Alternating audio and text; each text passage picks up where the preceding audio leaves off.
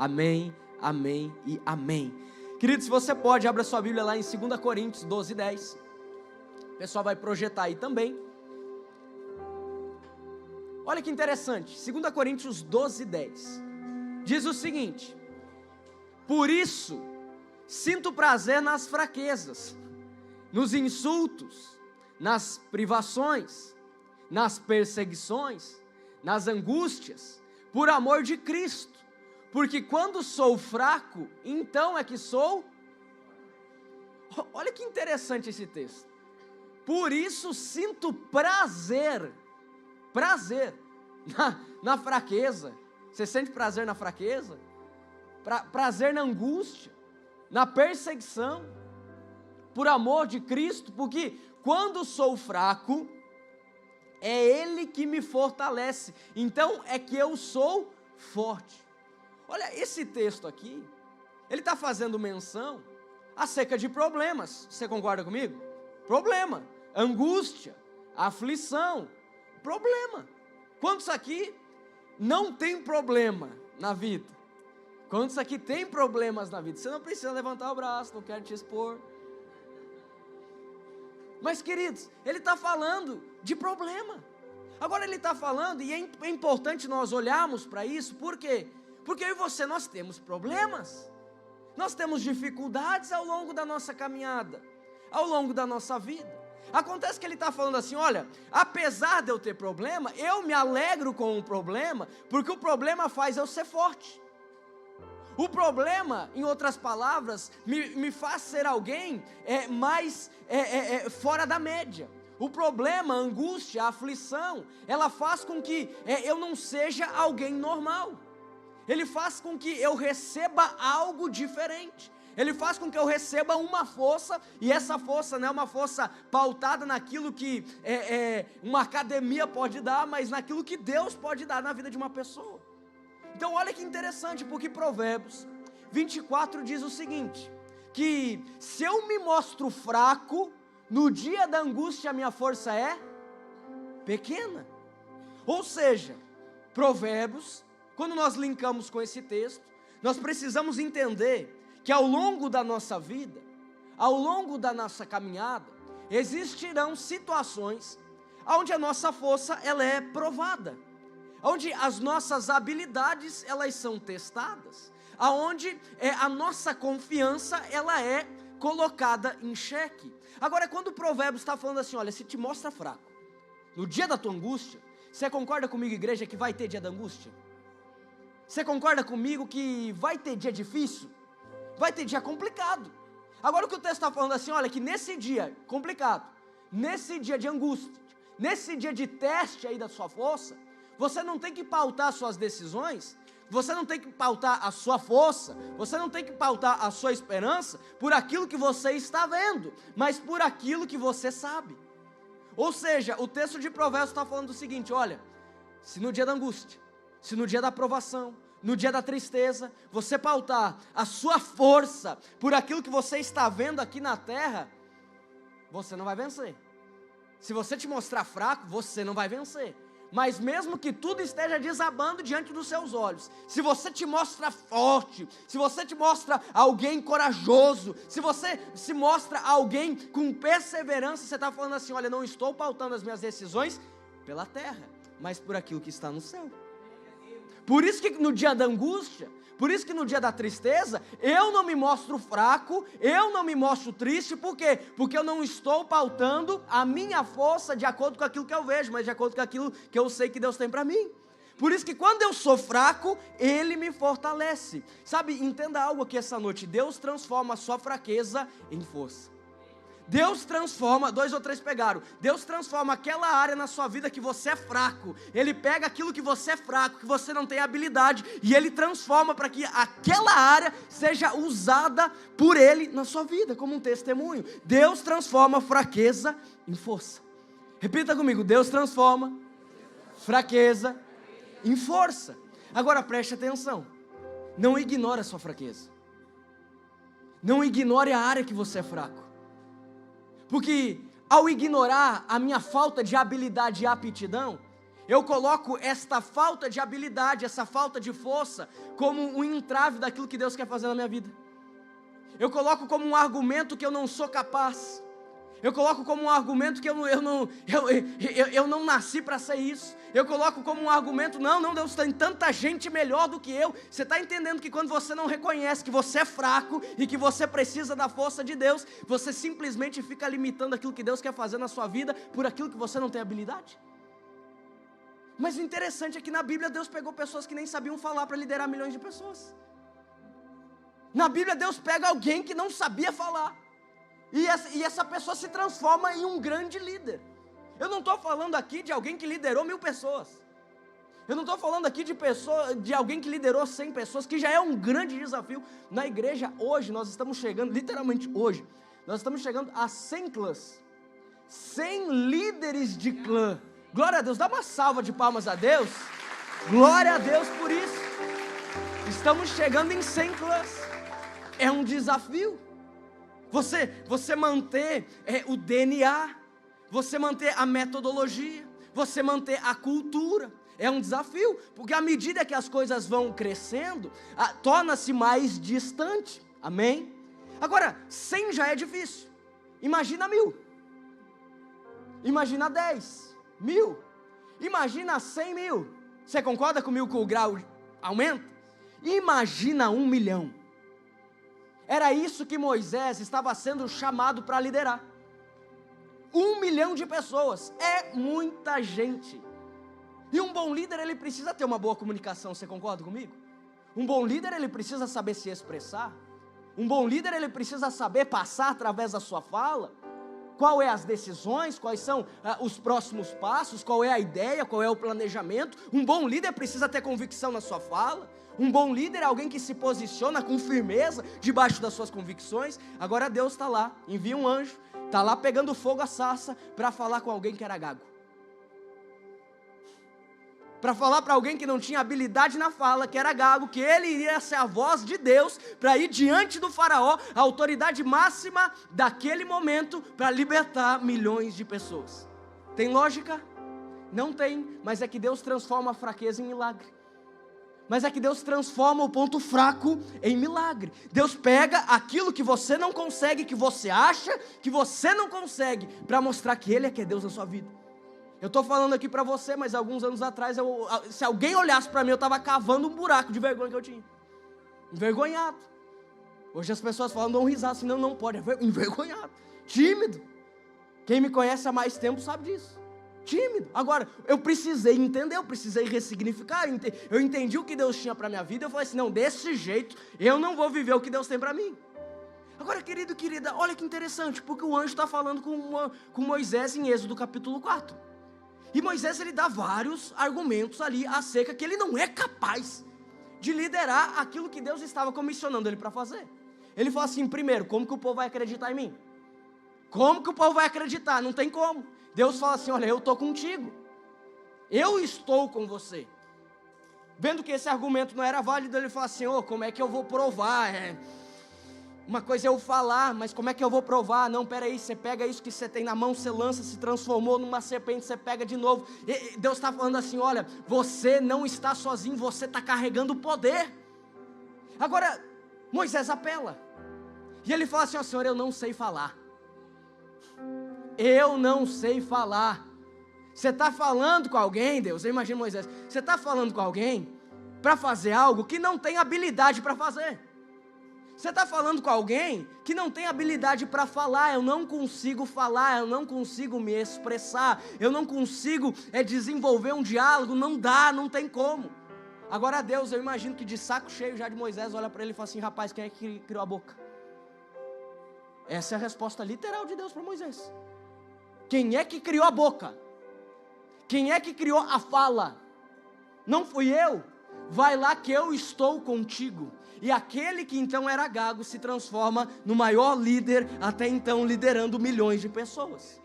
Aquele que não sabia se expressar, aquele que não acreditava em si, aquele que achava que não era capaz, agora está liderando um exército, uma multidão, milhões de pessoas sendo libertas de uma vida de escravidão, rumo a um lugar de provisão do Senhor. Sabe, querido e querida, que aquilo que parece ser impossível acontecer na sua vida, vai ser usado não simplesmente para ser transformado na sua vida, mas para ser resposta na vida de pessoas que estão à sua volta. Para ser resposta na vida de pessoas que estão à sua volta. Alguém que não sabia falar. Um líder. Alguém que não sabia liderar, não tinha habilidades para liderar. Agora está com a responsabilidade de liderar. Salomão. Salomão, ele herda o trono do pai Davi. E olha que interessante. Porque a Bíblia fala que Davi derrotou todos os exércitos contrários. Deixou Salomão sem problema. Deixou Salomão sem inimigo. Que coisa boa, né? Não tem inimigo. Só acelerar. Agora, uma coisa eu aprendi. Quando você pega algo, quando você assume uma responsabilidade de algo, seja na empresa, seja o que é que for, que você assume uma responsabilidade. E quando você pega isso, aquela situação, aquela oportunidade, aquele departamento, que os números não estão muito bons, qualquer coisa que você faça, pode melhorar, ok? Porque pior que está, não fica. Agora, quando você pega um negócio que está em alta, qualquer negocinho que você faça, que caia um pouquinho o resultado, todo mundo percebe. É muito mais difícil você liderar algo que já está dando certo do que aquilo que está dando errado. Muito mais difícil. Salomão herda algo que está dando certo. Salomão herda algo que não precisava ter troca. Salomão herda algo que está, nos trinques. Agora o que ele faz? Ele tem uma oportunidade de falar com Deus. 1 Reis, ele está falando com Deus. E ele fala assim, Deus, 1 Reis 3. Olha, Senhor, o povo é grande. As cidades são grandes. O reinado é grande. O negócio é complexo. Eu não tenho habilidade para isso. A Bíblia fala que Salomão fala o seguinte: eu sou jovem. Ele fala para Deus, ele está abrindo o coração dele para Deus. Ele está falando assim, olha, eu tenho uma responsabilidade, eu não tenho forças para assumir essa responsabilidade, eu estou aqui reconhecendo que eu não tenho forças para assumir essa responsabilidade. Então Salomão está falando com Deus e fala assim, Senhor, eu preciso de sabedoria para guiar. Eu preciso da sua mentalidade para eu não fazer coisa errada aqui. Eu preciso da sua mentalidade para eu não colocar tudo a perder aqui. Agora, olha que lindo isso. Porque a Bíblia fala que Deus, ao escutar essas palavras de Salomão, se agrada. E não só dá sabedoria, como também dá prosperidade e riqueza para ele. Querido e querida, quando você rasga o seu coração e você apresenta as suas debilidades diante dos desafios que lhe são apresentados ao longo da sua vida, Deus é quem te fortalece. A sua força vem de Deus. Por isso, não tenha medo do desafio, não tenha medo de avançar, não tenha medo de dar passos, não tenha medo de tomar decisões corajosas. Agora, tenha intencionalidade em apresentar o seu coração diante de Deus, apresentar as suas fraquezas diante de Deus e não deixar que você se mova sem que Ele te fortaleça. Entenda que quando eu sou fraco, Ele está me fortalecendo. Quando eu apresento meu coração diante dEle. Preguei algumas semanas atrás sobre um coração aprovado. Mas quando eu apresento as minhas falhas, quando eu falo assim, Senhor, o desafio é grande. É complicado, é grande, diante dos meus olhos é grande. Olha, a pessoa do meu lado aqui é simples, mas para mim é grande. Não tem como, mas eu sei que o Senhor está me dando a oportunidade. Eu sei que isso é resultado de uma oração. Eu sei que isso é resultado de um milagre na minha vida. Eu sei que isso é resultado de uma provisão do Senhor para a minha vida. Por isso, Senhor, olha, eu com a minha força eu não consigo fazer, eu preciso do Senhor. Querido e querida, que você apresente as suas fraquezas diante de Deus.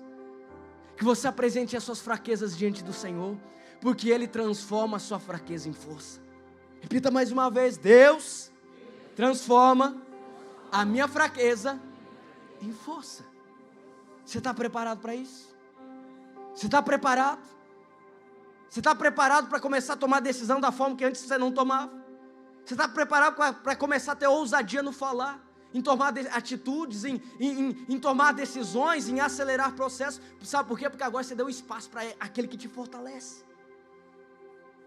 O Senhor pegou alguém que não sabia falar e transformou num grande líder. O Senhor pegou alguém que era jovem, não tinha as habilidades do pai, e transformou em um grande líder, em um grande rei. Agora, nós precisamos entender também que o Senhor nos dá a força para continuar. Porque talvez o que você precisa essa noite, talvez você entrou por aquela porta, talvez você está aí na sua casa me assistindo, e o que você precisa não é de uma habilidade, não é de um dom, não é desenvolver algo, mas você precisa de força para não desistir. Você precisa de força para não deixar de lutar. Você precisa de força para não deixar de lutar pela sua família, dos seus negócios, a sua casa. Não deixar de lutar pela sua vida, lutar pela sua vida. Talvez o que você precisa essa noite é força, literalmente força, ânimo, para não deixar, não abandonar, não deixar de sonhar. A Bíblia conta a história em Lucas capítulo 10, onde uma mulher estava há 18 anos encurvada. Lucas 13:10. A Bíblia fala que a mulher estava há 18 anos assim, igreja, assim ó, encurvada. 18 anos. Depois você fica de pé e tenta ficar um pouquinho assim, já está doendo a cervical aqui.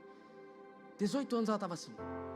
Porque a Bíblia fala que sobre ela, nela, estava um espírito de enfermidade. Então ela está 18 anos andando assim. 18 anos que aquela mulher ela não conseguia olhar para frente, ela olhava só para o chão. 18 anos que ela não conseguia ter perspectivas de futuro, porque ela não conseguia olhar para frente, ela só olhava para o chão. 18 anos que ela está presa a algo que ela não consegue dominar. 18 anos que ela não tem forças para se colocar em uma postura de uma pessoa normal. 18 anos que ela está condenada a ficar olhando para os pés dela. 18 anos. Agora a Bíblia fala que essa mulher ela chega até Jesus. Jesus está pregando na sinagoga. E Jesus ele compra a dor daquela mulher. Porque ele fala assim: filha, você está liberta. Então aquela mulher se apresenta diante de Jesus, 18 anos curvada, mas uma palavra de Jesus fez com que ela fosse liberta. Sabe por quê? Porque Jesus, quando você se apresenta diante dele, é ele que alivia o seu fardo. É ele que traz a resposta que durante anos fez com que você não prosseguisse.